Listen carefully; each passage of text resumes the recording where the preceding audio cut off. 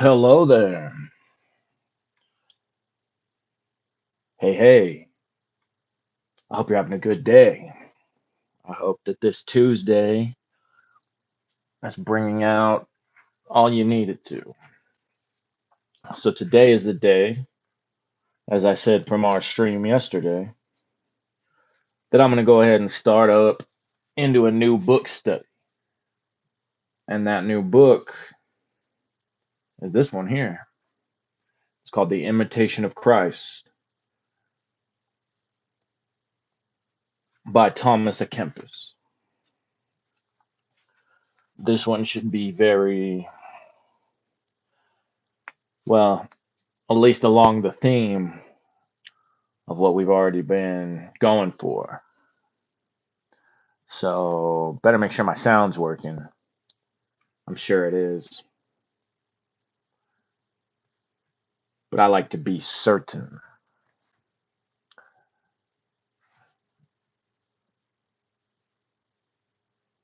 Check, check, test, test. Is he there? Check, check. Sure is. Cool. All right then.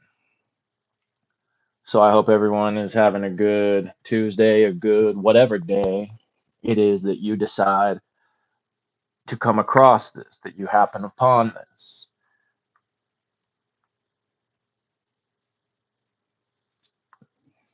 Maybe it's night when you happen upon this. Maybe you're the type of person who's in the night shift of life. And so I hope you're having a good night if that's the case. Maybe you're in a whole other dimension. And so I hope you're having a good dimension if that's the case. More importantly, I hope you quit resisting nature.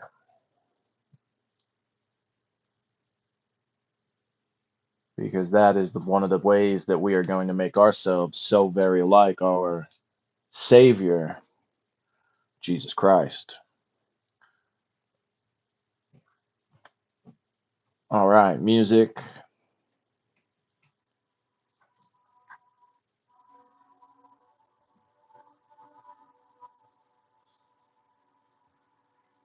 That should be pretty audible. Welcome in to the few of you just coming in. Kitty Cat L6K. What's up? Welcome in. How are you today? Hopefully you're excited to get into this book here. Or maybe you have no idea that that's what we're doing. Well, that's what we're doing. But we like to start ourselves out with a poll from the tarot. Good, you're having a good day. That's awesome. And oh boy, that might really upset a few people, huh? Some people who come in.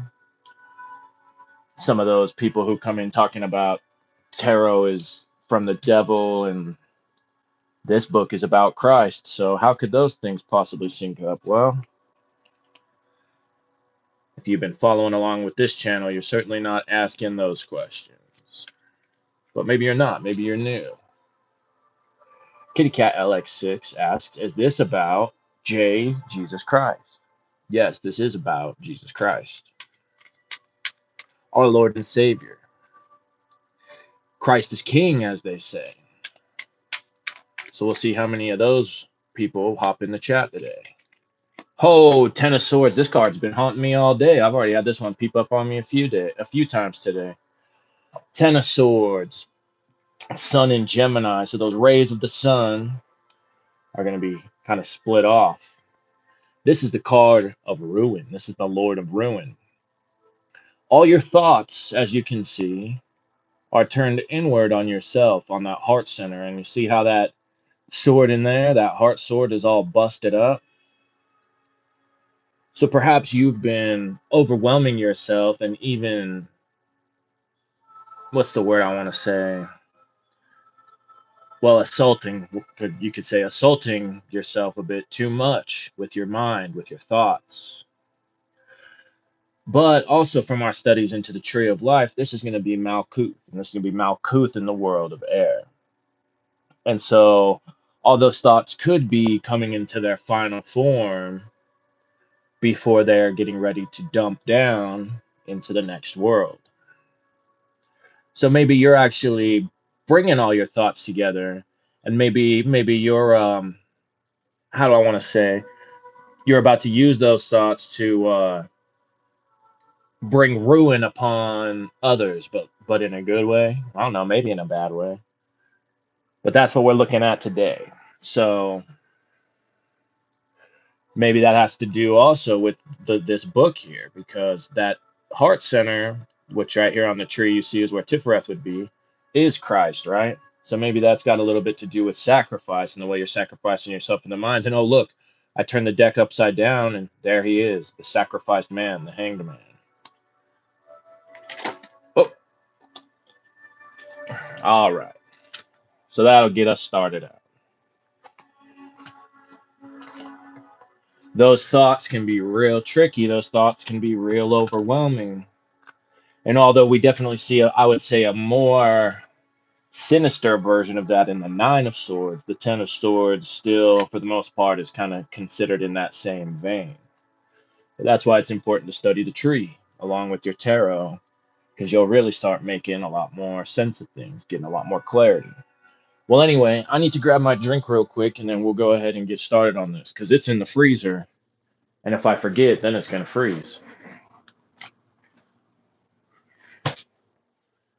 But I got it. I got it just in time. So now it's just going to be delicious. I'm a DZ. Not sure how you say it. What's up? Glad to have you here. Says, you know, Christ was brown.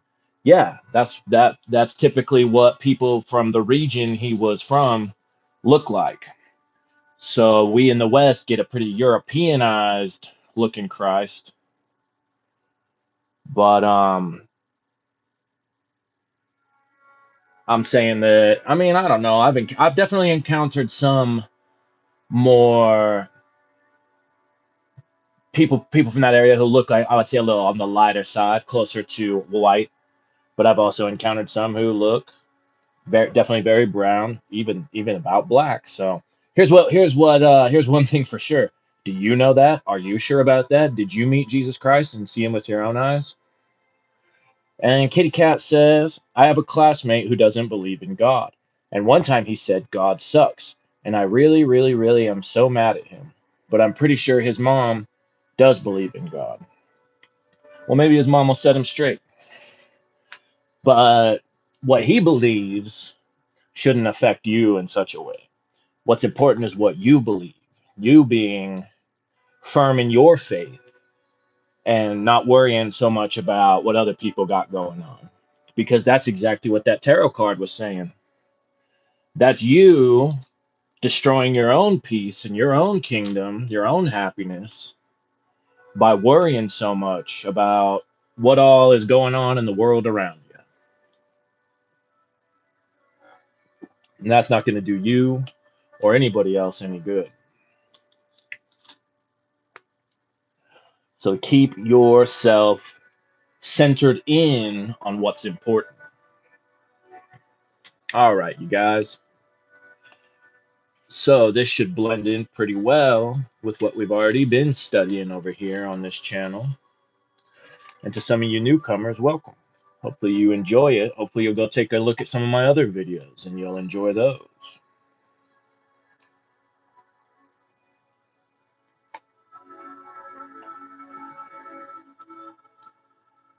Okay, so the foreword.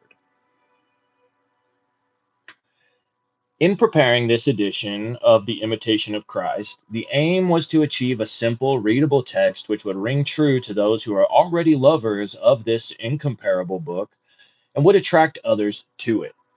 For this reason, we have attempted to render the text into English as it is spoken today rather than the cloudy, archaic terminology that encumbers so many translations of Christian classics. The result, we feel, has achieved a directness and a conciseness which will meet the approval of modern readers. In the second place, we have made use of the familiar paragraph form, doing away with the simple statement or verse form of the original and of many translations. This was done in the interest of easier reading and in order to bring out more clearly the connection between the single statements. No claim of literary excellence over the many English versions now extant is here advanced, nor any attempt to solve in further confusion the problem of the book's authorship. Let's see here. Deezy says many of the prophets were brown, plus the tribe of Judah. You can find a lot. All right. And Kitty Cat says, I'm subscribed. Thank you. Thank you for the subscription. Hopefully, you'll enjoy the content, which is mostly me reading.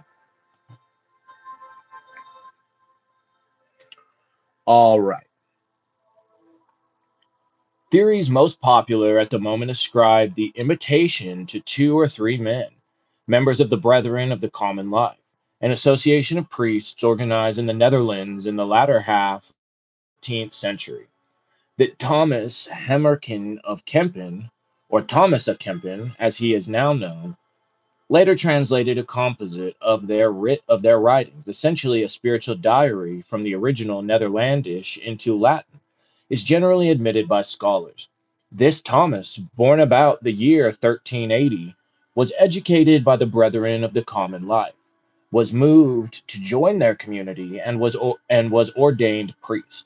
His career thereafter was devoted to practicing the counsels of spiritual perfection and to copying books for the schools. From both pursuits evolved the Imitation of Christ. As editor and translator, he was not without he was not without faults. But thanks to him, the Imitation became and has remained, after the Bible, the most widely read book in the world.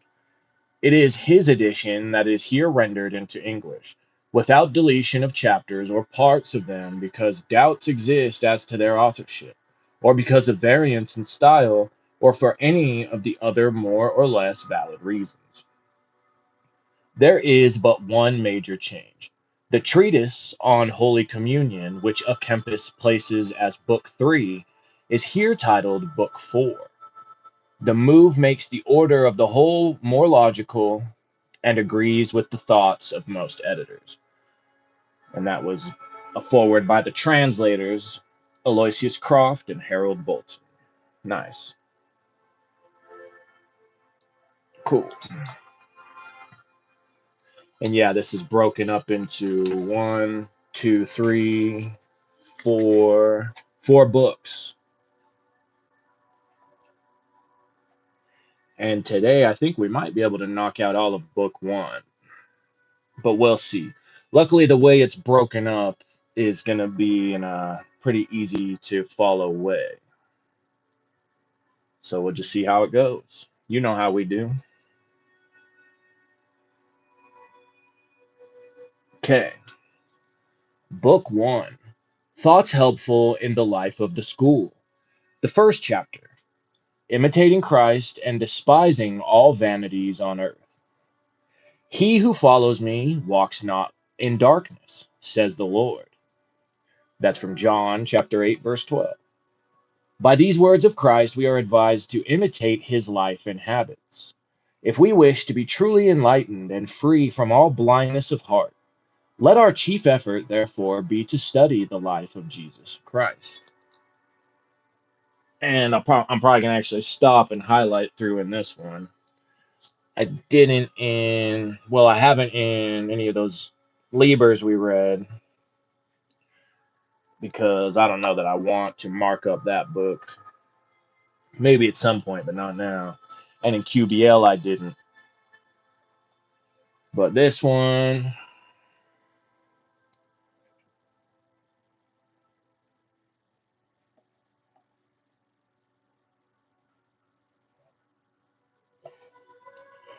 oh, okay. See, that's why we pulled the Ten of Swords by what he just said right there. We are advised to imitate his life and habits if we wish to be truly enlightened and free from all blindness of heart. Well, that's what we saw right there, right? That heart center was all beat up. Might as well be blinded because it's all broken up. The teaching of Christ is more excellent than all the advice of the saints. And he who has his spirit will find in it a hidden strength. Now, there are many who hear the gospel often, but care little for it because they have not the Spirit of Christ. Yet whoever wishes to understand fully the words of Christ must try to pattern his whole life on that of Christ. Yeah.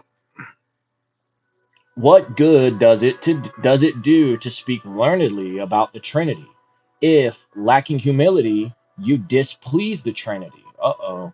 Indeed, it is not learning that makes a man holy and just, but a virtuous life that makes him pleasing to God. Keep that in mind, huh? Keep that in mind, all my little bookworms.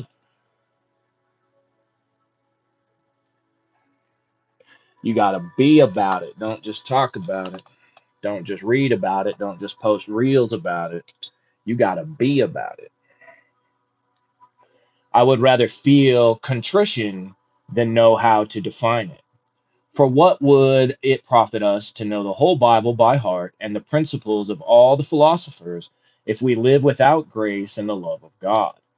Vanity of vanities, and all is vanity, except to love God and serve Him alone. Yeah, and that should be pretty abundant by what Crowley said as well. Pretty abundantly clear, I should say. But hey, I don't know. Summon spirits for money or whatever.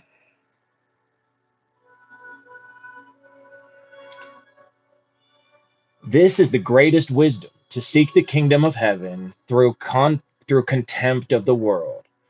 It is vanity, therefore, to seek and trust in riches that perish. It is vanity also to court honor and to be puffed up with pride.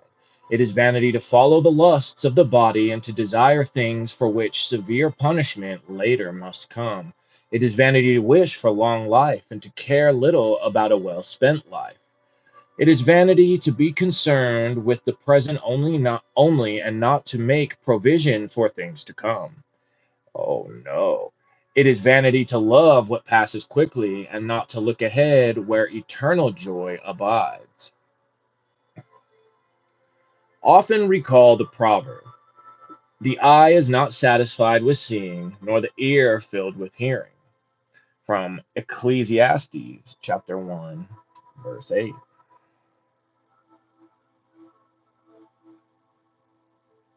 Try, moreover, to turn your heart from the love of things visible and bring yourself to things invisible. For they who follow their own evil passions stain their consciences and lose the grace of God. Shoot, he ain't playing. He came right in swinging, didn't he?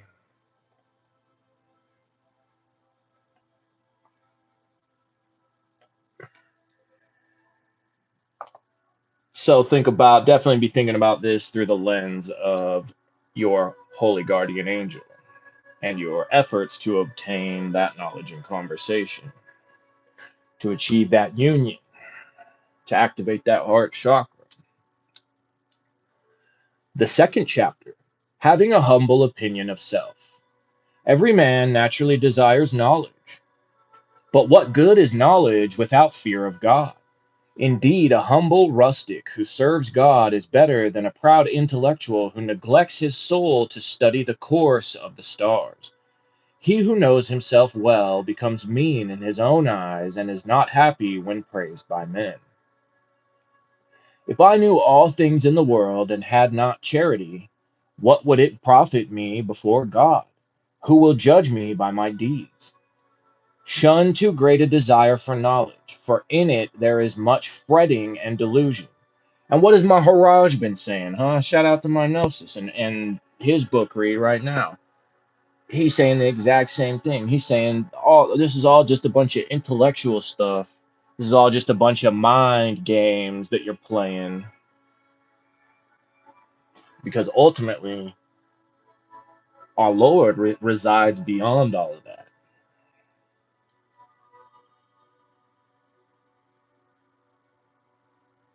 Intellectuals like to appear learned and to be called wise. Yet there are many things the knowledge of which does little or no good to the soul, and he who concerns himself about other things than those which lead to salvation is very unwise. Oh, goodness. Many words do not satisfy the soul, but a good life eases the mind, and a clean conscience inspires great trust in God. The more you know and the better you understand, the more severely will you be judged. Oh no, unless your life is also more holy. Okay, so let's keep our on our scales, huh? On our Libra scale, let's make sure that the side of holiness is weighing heavier than the side of just a bunch of intellectualism. Do not be proud, therefore, because of your learning or skill. Rather, fear because of the talent given you. If you think you know many things and understand them well enough, realize at the same time that there is much you do not know. Absolutely. That's a highlighter. The more you know, the more you should realize that you don't really know anything. You don't really know much of anything.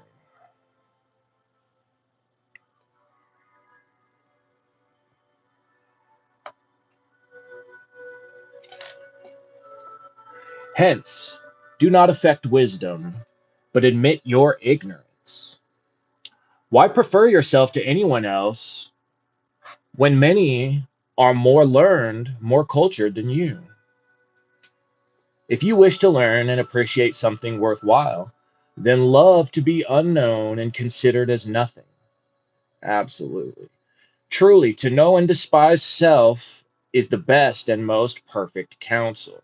Oh, and it's a lowercase self, but I doubt he would have been differentiating. To think of oneself as nothing, and always to think well and highly of others is the best and most perfect wisdom. Wherefore, if you see another sin openly or commit a serious crime, do not consider yourself better, for you do not know how long you can remain good. All men are frail, but you must admit that none is more frail than yourself. Man,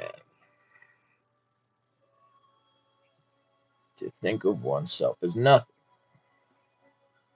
and always to think well and highly of others is the best and most perfect wisdom. Yeah. So if you ever want to take any little sayings of mine, that first one you've already heard me say many times. Be patient with yourself, right? As you're learning these different things, as you're applying them to your life. Here's another one that it seems that just so many very people forget. Check your ego at the door. A lot of people really forget that one. It's pretty evident. Okay, the third chapter, the doctrine of truth. Happy is he to whom truth manifests itself, not in signs and words that fade, but as it actually is. Our opinions, our senses often deceive us, and we discern very little.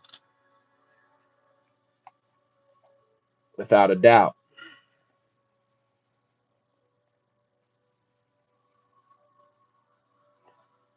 Without a single doubt on that. What good is much discussion of involved and obscure matters when our ignorance of them will not be held against us on Judgment Day? Neglect of things which are profitable and necessary, and undue concern with those which are irrelevant and harmful, are great folly. We have eyes and do not see. What, therefore, have we to do with questions of philosophy? He to whom the eternal word speaks is free from theorizing. Oh, baby. Man, when you do these yoga books and then you get into stuff like this, it really just makes all the difference, doesn't it? Thank you, Brother Gnosis. Thank you very much. May the Lord bless you. And the mother. For from this word are all things, and of him all things speak. The beginning, who also speaks to us. Without this word, no man understands or judges aright. He to whom it becomes everything, who traces all things to it, and who sees all things in it, may ease his heart and remain at peace with God. O God, you who are the truth, make me one with you in love everlasting. I am often wearied by the many things I hear and read, but in you is all that I long for. Let the learned be still. Let all creatures be silent before you. You alone speak to me. Dude, I'm already loving this book. The more recollection, excuse me, the more recollected a man is, and the more simple of heart he becomes, the easier he understands sublime things. For he receives the light of knowledge from above. Man, what has Uncle Al been saying? Huh? What has Maharaj been saying? What has anybody who just clearly gets it and therefore taught on it been saying?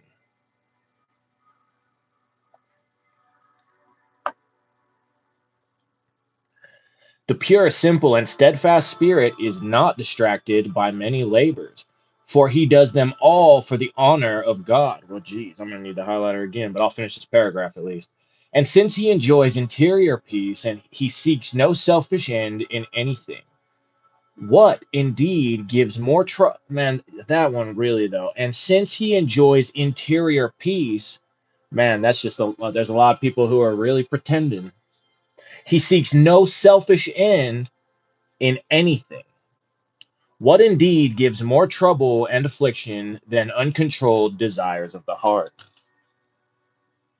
What indeed?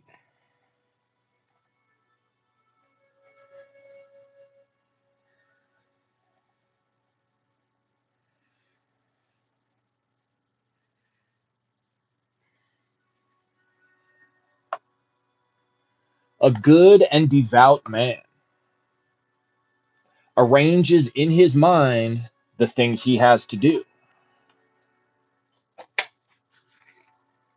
not according to the whims of evil inclination, but according to the dictates of right reason. Who is forced to struggle more than he who tries to master himself? This ought to be our purpose then, to conquer self, to become stronger each day, to advance in virtue. Yep. And who is forced to struggle more? Yet again, I will say, they don't call it the great work for nothing. So quit being lazy.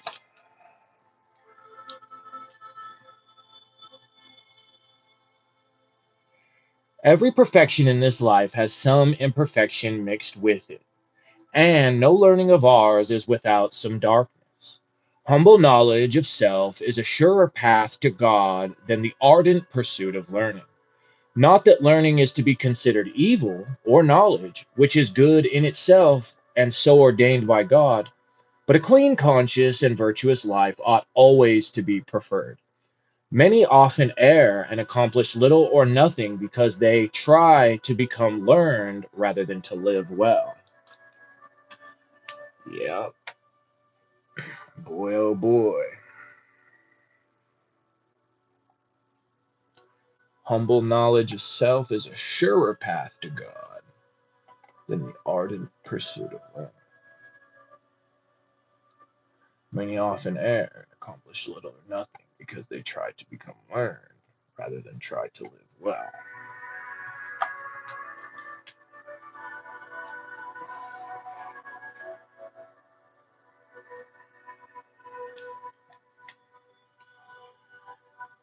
If men used as much care in uprooting vices and implanting virtues as they do in discussing problems, there would not be so much evil and scandal in the world, or such laxity in religious organizations.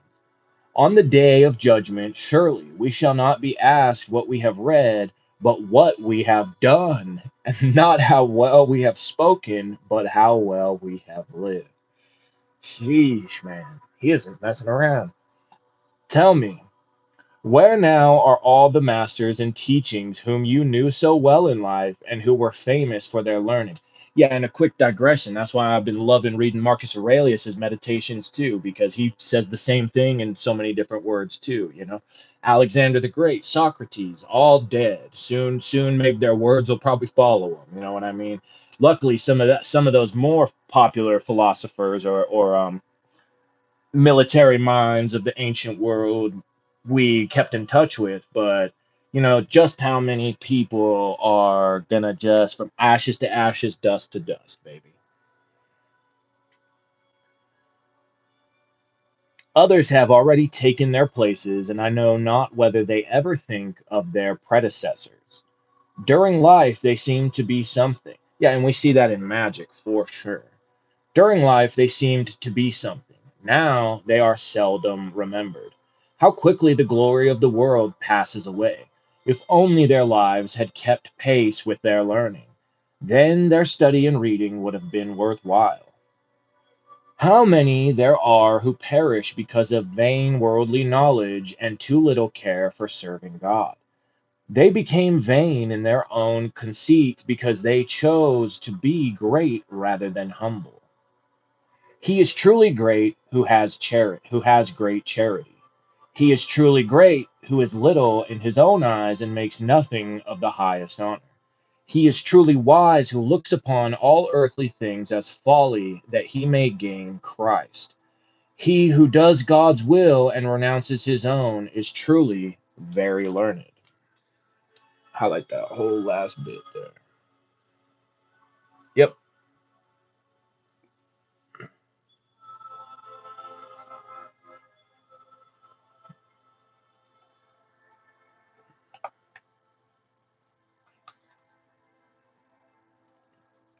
Again, just pay attention. All you got to do is just pay attention to a lot of these people out here.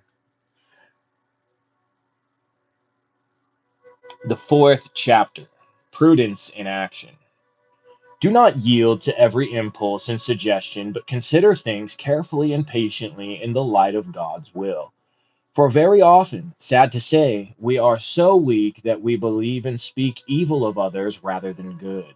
Perfect men, however, do not readily believe every talebearer, because they know that human frailty is prone to evil and likely to appear in speech. Not to act rashly or to cling obstinately to one's opinion, not to believe everything people say or to spread abroad the gossip one has heard is great wisdom. Take counsel with a wise and conscientious man. Seek the advice of your betters in preference to following your own inclinations. A good life makes a man wise according to God and gives him experience in many things. For the more humble he is and the more subject to God, the wiser and the more at peace he will be in all things. And that betters there, I mean, in the sense that we do have some teachers out there that are worthwhile to listen to. So, in that sense, but ultimately, that betters for us is going to be the HGA. You heard what the big C said, Uncle Al. Maybe you didn't. Go check out my video for Liber Sonic and go check out my playlist for Crowley. Okay.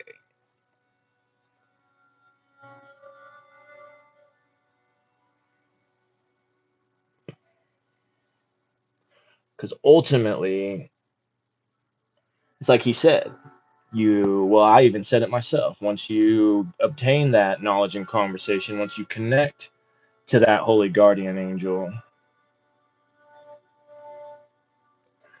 you don't have any more guesswork. You don't have any more being led left and right and up and down and every which way but which way you should be going, because the aspect of God that is most specific to you is now telling you straight up. You're getting it out from the horse's mouth. Okay, the fifth chapter, reading the Holy Scripture. Truth, not eloquence, is to be sought in reading the Holy Scriptures, and every part must be read in the spirit in which it was written. For in the Scriptures we ought to seek profit rather than polished diction. Likewise, We ought, and he's not talking about money profit. Likewise, we ought to read simple and devout books as willingly as learned and profound ones. We ought not to be swayed by the authority of the writer, whether he be a great literary light or an insignificant person, but by the love of simple truth. We ought not to ask who is speaking, but mark what is said. That's the answer to the question of why. If you're wondering why Crowley, there's the answer right there. Men pass away, but the truth of the Lord remains forever. God speaks to us in many ways without regard for persons. Our curiosity often impedes our reading of the scriptures. When we wish to understand and mull over what we ought simply to read and pass by. If you would profit from it, therefore, read with humility, simplicity, and faith, and never seek a reputation for being learned. Seek willingly and listen attentively to the words of the saints. Do not be displeased with the sayings of the ancients, for they were not made without purpose.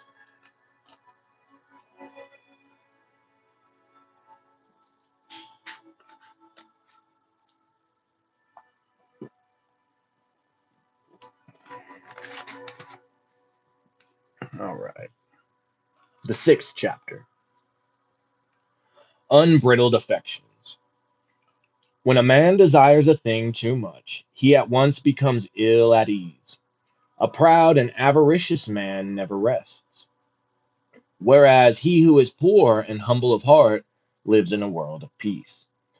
An unmortified man is quickly tempted and overcome in small, trifling evils. His spirit is weak, and a measure carnal, and inclined to sensual things. He can hardly abstain from earthly desires. Hence, it makes him sad to forego them.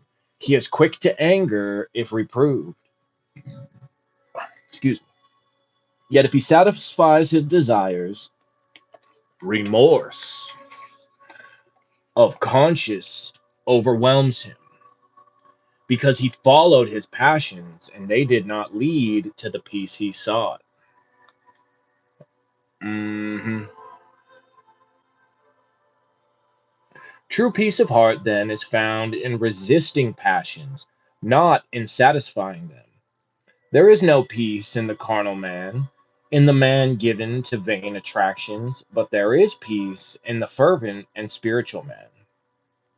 The seventh chapter, Avoiding false hope and pride. Vain is the man who puts his trust in men, in created things. Do not be ashamed to serve others for the love of Jesus Christ and to seem poor in this world. Do not be self sufficient, but place your trust in God.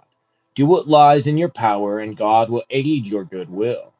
Put no trust in your own learning, nor in the cunning of any man, but rather in the grace of God, who helps the humble and humbles the proud. If you have wealth, do not glory in it, nor in friends because they are powerful, but in God, who gives all things and who desires above all to give himself. Do not boast of personal stature or of physical beauty, qualities which are marred and destroyed by a little sickness. Do not take pride in your talent or ability, lest you displease God, to whom belongs all the natural gifts that you have. Yep. Do not think yourself, and that's the whole thing about cities, right? Siddhi, city powers. These that's what everybody wants to attain at first. You come into these certain spiritual learnings, and I can levitate, like that buddy I like to make an example of from time to time. He's just that's his course of action big time, is he likes to talk about how he can make himself levitate and all of this and that and move things with his mind or whatever, communicate with the light council, and it's just like it's like that's like the biggest and final trap. And again, ultimately, the one who's really and truly deserving of it, the yogis tell us the same thing, the swamis, is the one who realizes that these powers aren't even his in the first place. They're God's, baby. and by the grace of God you have been given them, so best not to abuse them.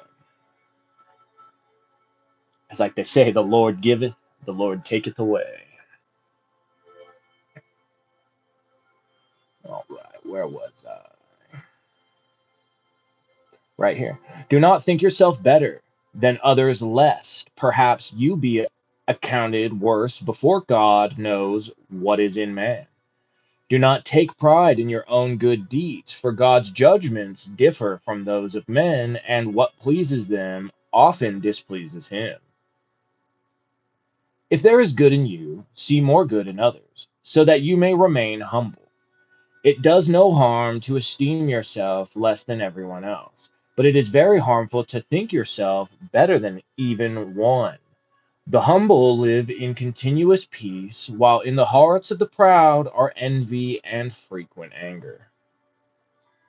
The 8th chapter, shunning over familiarity. Do not open your heart to every man, but discuss your affairs with one who is wise and who fears God. Do not keep company with young people and strangers. Do not fawn upon the rich, and do not be fond of mingling with the great.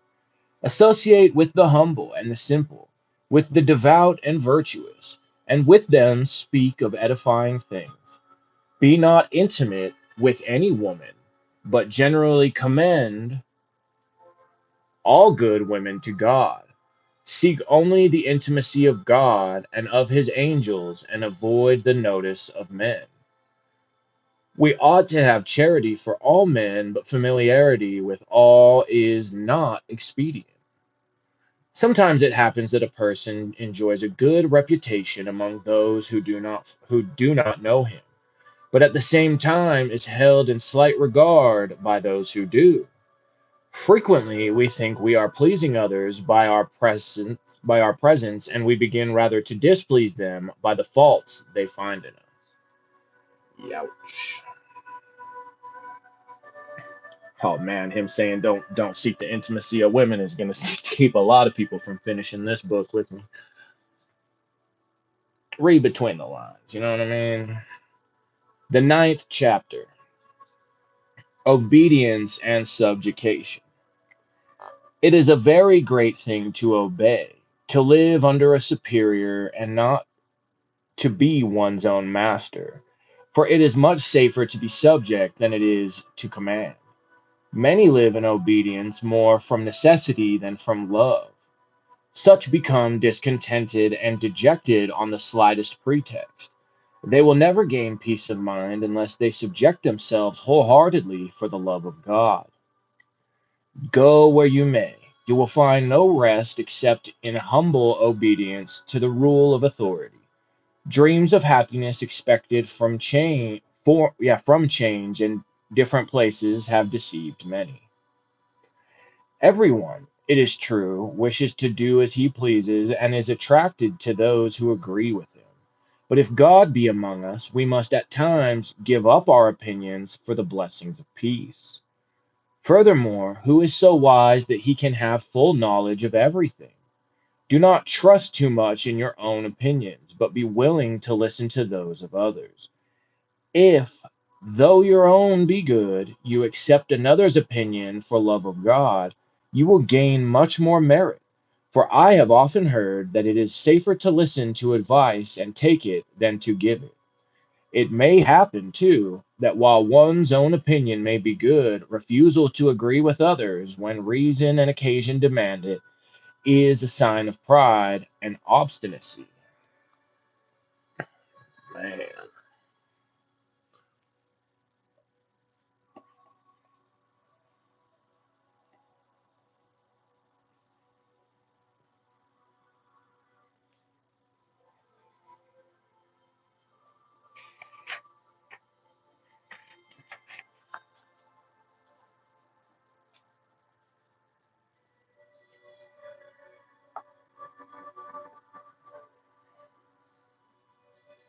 The 10th chapter, avoiding idle talk. Shun the gossip of men as much as possible, for discussion of worldly affairs, even though sincere, is a great distraction inasmuch as we are quickly ensnared and captivated by vanity. Yeah, so, right there, that's a great way to sum up the current talk of the town about a certain group of files being released. And boy, oh boy, all I can think to ask is who really benefits from this? Who really benefits from this information being out there?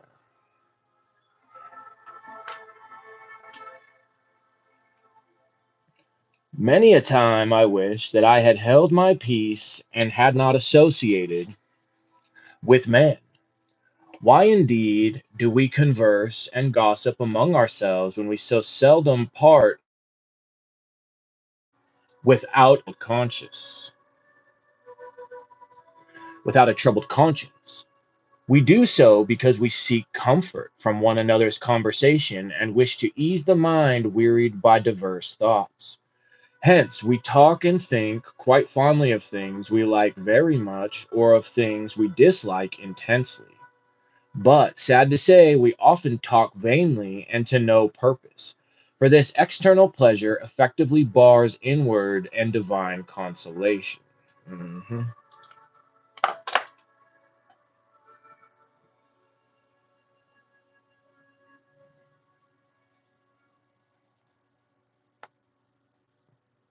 Yeah, here's been my new thing, especially with this HGA work.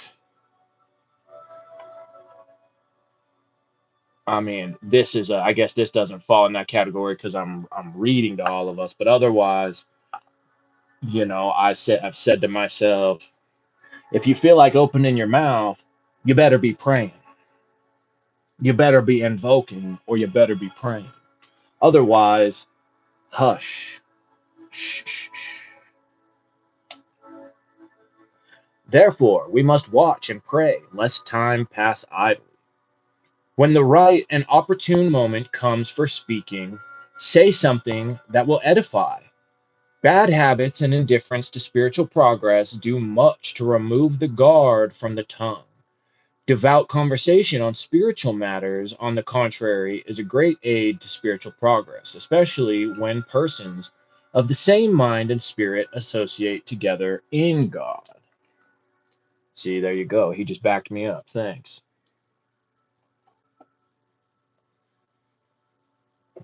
No, that's part of why I've got my rubber bands. I've already told you, because there's certainly a couple things that I might keep a little heavy on the mind that ultimately I just need to shut up about. In the mind and in the mouth, both. And I'm sure you all can relate in your own ways.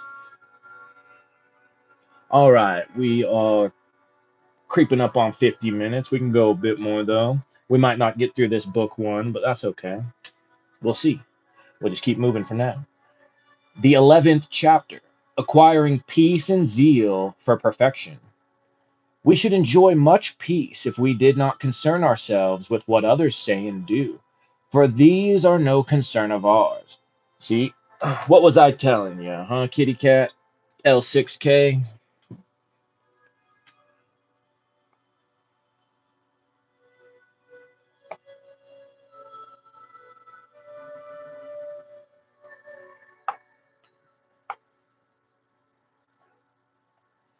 How can a man who meddles in affairs not his own, who seeks strange distractions, and who is little or seldom inwardly recollected, live long in peace?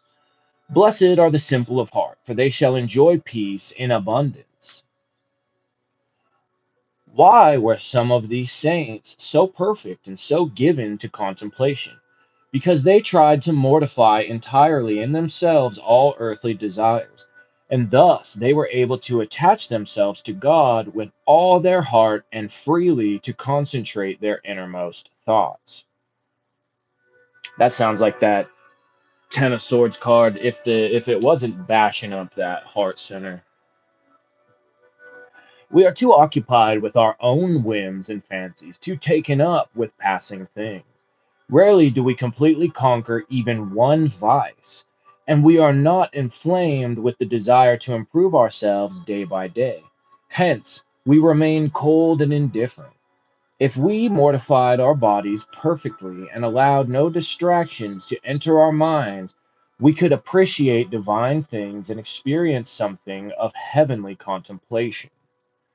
The greatest obstacle, indeed, the only obstacle, is that we are not free from passions and lusts, that we do not try to follow the perfect way of the saints. Thus, when we encounter some slight difficulty, we are too easily dejected and turn to human consolations. If we tried, however, to stand as brave men in battle, the help of the Lord from heaven would surely sustain us. For he who gives us the opportunity of fighting for victory is ready to help those who carry on and trust in his grace. If we let our progress in religious life depend on the observance of its externals alone, our devotion will quickly come to an end. Let us then lay the axe to the root that we may be freed from our passions and thus have peace of mind. If we were to uproot only one vice each year, we should soon become perfect. The contrary, however, is often the case. We feel that we were better and purer in the first fervor of our conversion than we are after many years in the practice of our faith. Our fervor and progress ought to increase day by day, yet it is now considered noteworthy if a man can retain even a part of his first fervor. Yeah, you'll even see that in Magic too, at least for, I don't know, ones who are getting into it to better themselves. I get that a lot of people are just getting into it because they now see a wave of a wand bringing them whatever they lust after, whatever they desire, whatever their passions are drawing them towards. But you know, there are the few out there who discovered it and discovered it as a means for bettering themselves, a means for healing, you could say. But they pretty, but then you can see how that ends up going for a lot of them as time progresses, and then they start going towards that same other silly stuff. But whatever, everybody's got to figure out their own will, or their own will in their own way. If we did a little violence to ourselves at the start, we should afterwards be able to do all things with ease and joy. It is hard to break old habits, but harder still to go against our will. If you do not overcome small, trifling things, how will you overcome the more difficult? Resist temptations in the beginning and unlearn the evil habit, lest perhaps little by little it lead to a more evil one. If you but consider what peace a good life will bring to yourself and what joy it will give to others, I think you will be more concerned about your spiritual progress.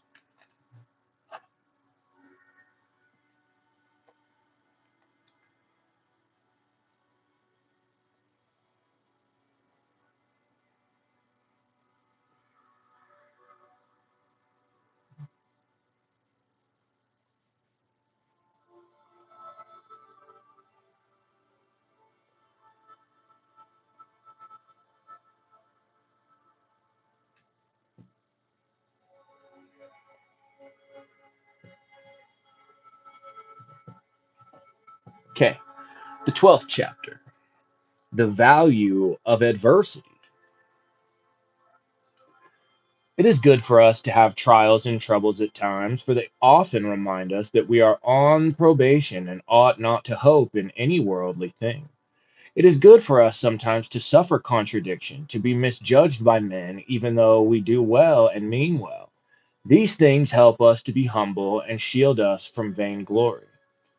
When to all outward appearances men give us no credit, when they do not think well of us, then we are more inclined to seek God who sees our hearts.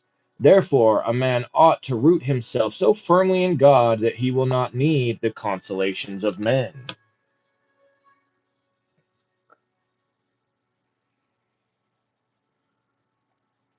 That's right. Is your favorite teacher doing that? Is your number one out here rooting themselves so firmly in God, or are they just trying to get attention?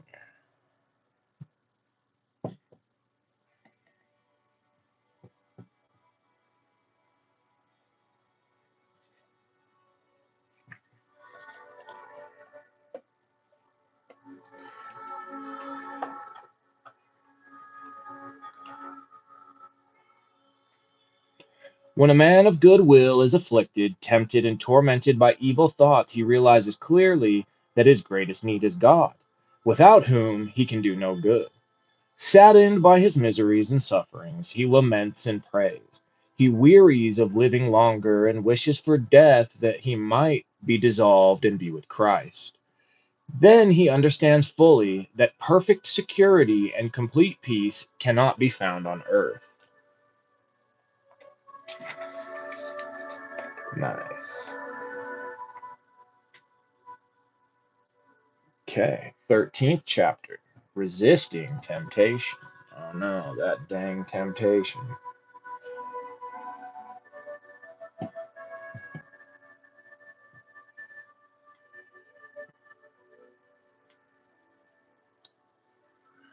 Okay, the 13th chapter, resisting temptation. So long as we live in this world, we cannot escape suffering and temptation. Whence it is written in Job, the life of man upon earth is a warfare. Job chapter 7, verse 1. Everyone, therefore, must guard against temptation and must watch in prayer lest the devil, who never sleeps but goes about seeking whom he may devour, find occasion to deceive him. No one is so perfect or so holy, but he is sometimes tempted. Man cannot be altogether free from temptation. Nope.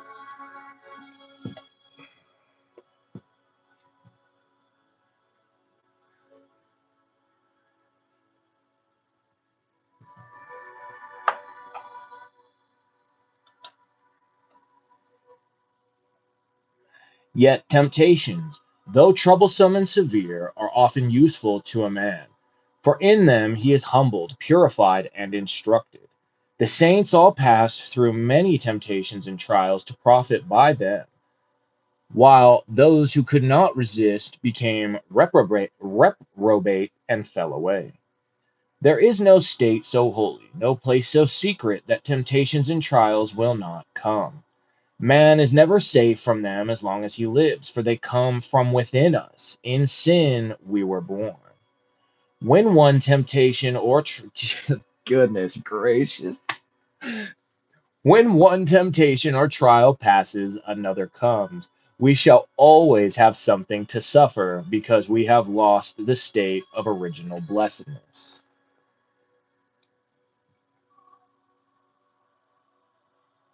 Goodness gracious.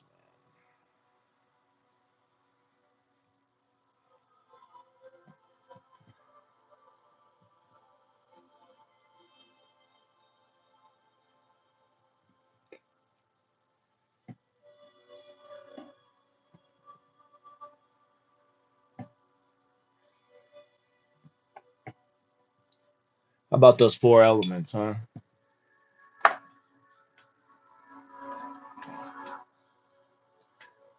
Many people try to escape temptations, only to fall more deeply. We cannot conquer simply by fleeing, but by patience and true humility. We become stronger than all our enemies. The man who only shuns temptations outwardly and does not uproot them will make little progress. Indeed, they will quickly return more violent than before. Little by little, and that's what even Uncle Al was saying about with that HGA stuff too.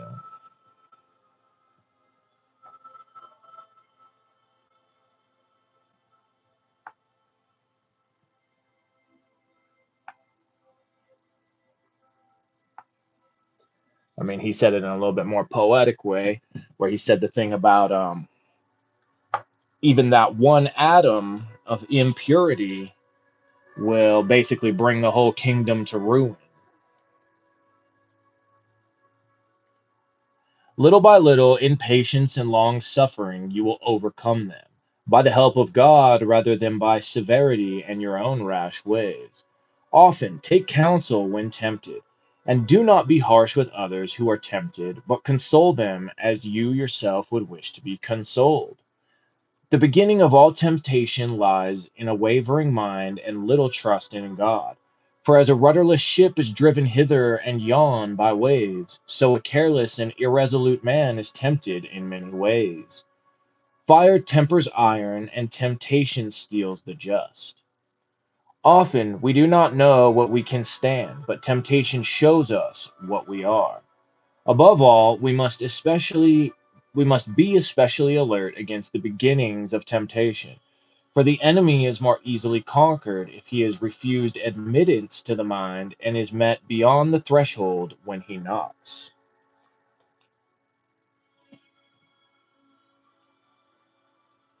Thank you for Kabbalah, God. Thank you so much for Kabbalah and for yoga.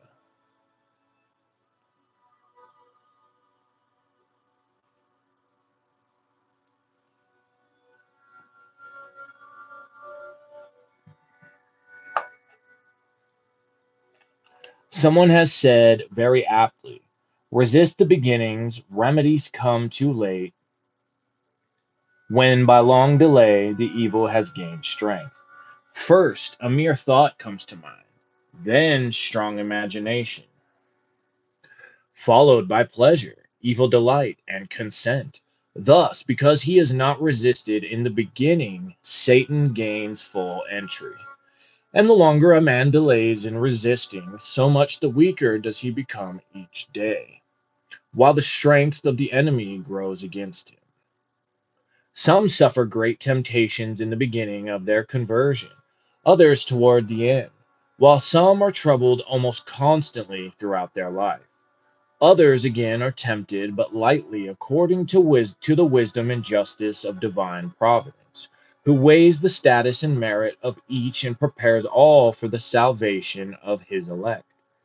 We should not despair, therefore, when we are tempted, but pray to God the more fervently that he may see fit to help us. For according to the word of Paul, he will make issue with temptation that we may be able to bear it. Let us humble our souls under the hand of God in every trial and temptation, for he will save and exalt the humble in spirit. In temptations and trials, the progress of a man is measured. In them, opportunity for merit and virtue is made more manifest. When a man is not troubled, it is not hard for him to be fervent and devout. But if he bears up patiently in time of adversity, there is hope for great progress. Some, guarded against great temptations, are frequently overcome by small ones in order that, humbled by their weakness in small trials, they may not presume on their own strength in great ones.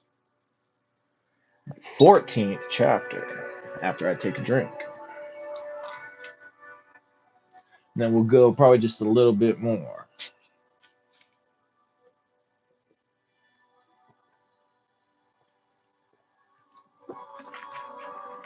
And then call it a day.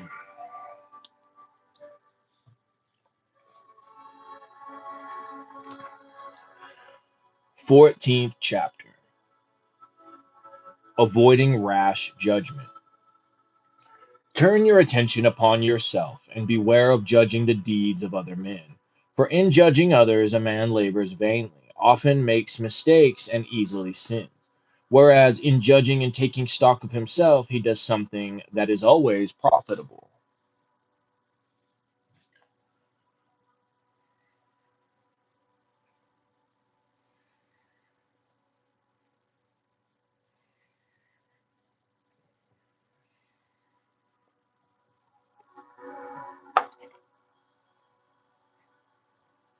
We frequently judge that things are as we wish them to be, for through personal feeling, true perspective is easily lost.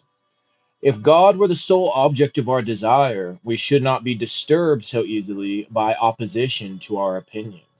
But often something lurks within or happens from without to draw us along with it. hmm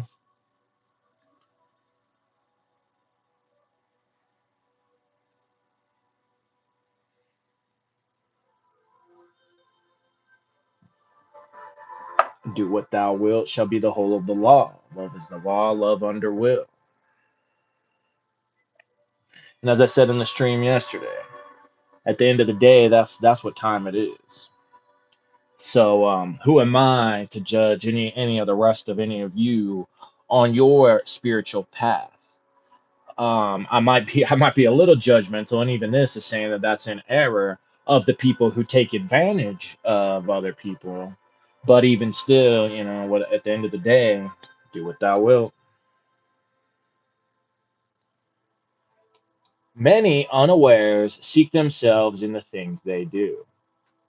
They seem even to enjoy peace of mind when things happen according to their wish and liking. But if otherwise than they desire, they are soon disturbed and saddened. Differences of feeling and opinion often divide friends and acquaintances, even those who are religious and devout. Yeah, we've seen a lot of that in the world in these more recent times, huh?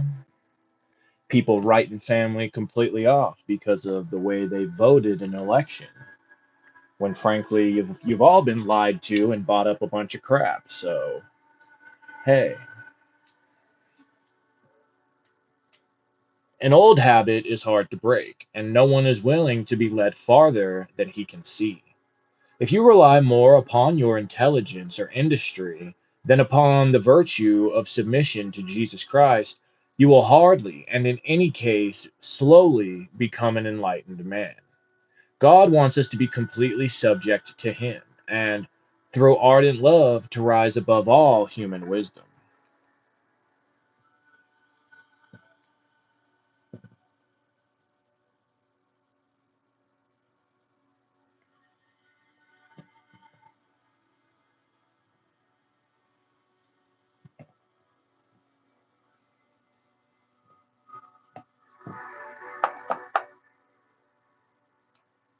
The 15th chapter, Works Done in Charity.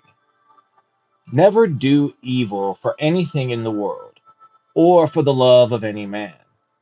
For one who is in need, however, a good work may at times be purposely left undone or changed for a better one. This is not the omission of a good deed, but rather its improvement.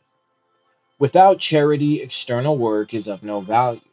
But anything done in charity, be it ever so small and trivial, is entirely fruitful inasmuch as God weighs the love with which a man acts rather than the deed itself.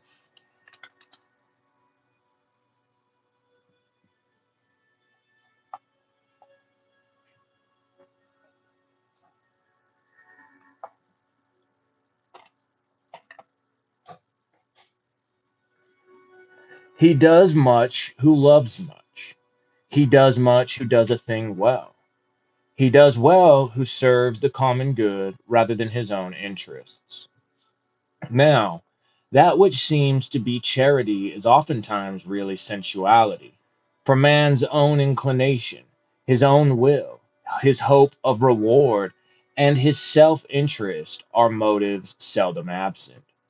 On the contrary, he who has true and perfect charity seeks self in nothing, but searches all things for the glory of God.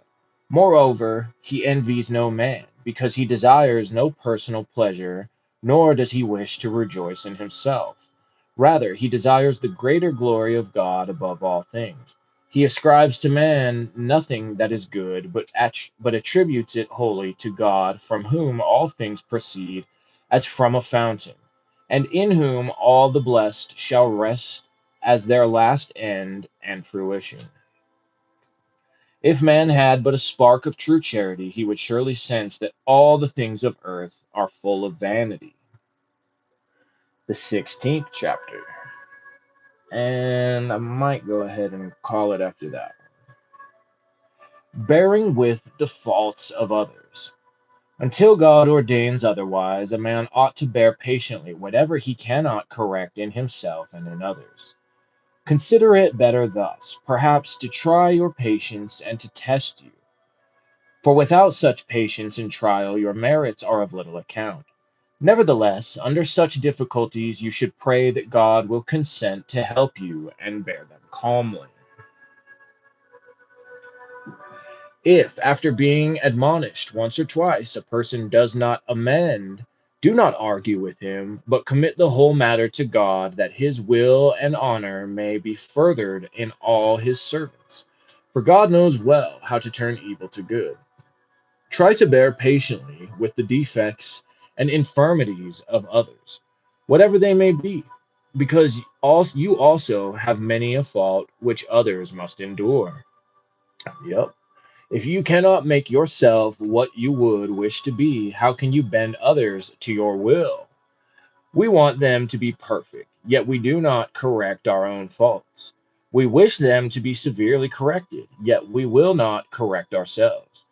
Their great liberty displeases us, yet we would not be denied what we ask. We would have them bound by laws, yet we will allow ourselves to be restrained in nothing. Hence, it is clear how seldom we think of others as we do of ourselves. If all were perfect, what should we have to suffer from others for God's sake? But God has so ordained that we may learn to bear with one another's burdens. For there is no man without fault, no man without burden, no man sufficient to himself, nor wise enough. Hence, we must support one another, console one another, mutually help, counsel, and advise, for the measure of every man's virtue is best revealed in time of adversity. Adversity that does not weaken a man, but rather shows what he is. Okay, well, that's where I'm going to stop it today.